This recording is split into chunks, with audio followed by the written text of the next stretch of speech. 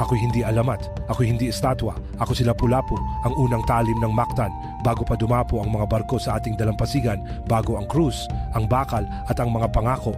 Tayo na ang may-ari ng lupa, tayo ang batas ng dagat, tayo ang anak ng araw, ng alon, ng apoy. Ako si Lapu-Lapu at dumating ang 1521. Dumating si Magellan hindi bilang bisita kundi bilang magnanakaw na may baluti. Sa likod niya, isang bandila, isang aklat at isang kadena. Akala nila'y kayang bilhin ang ating dangal. Akala nila'y kayang busalan ang ating diwa. Pero sa buhangin ng Mactan, tumindig kami. Isa lang ang putok ng kanilang armas. Ngunit daan-daang kampilan ang sumagot. Mga sibat mula sa gubat, kalasag mula sa puso ng bayan.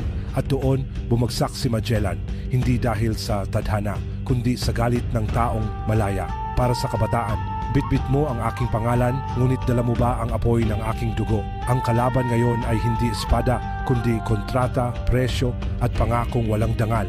Kinuha nila ang kasaysayan mo, inaangkin nila ang isip mo, binubura nila ang tapang sa ugat mo.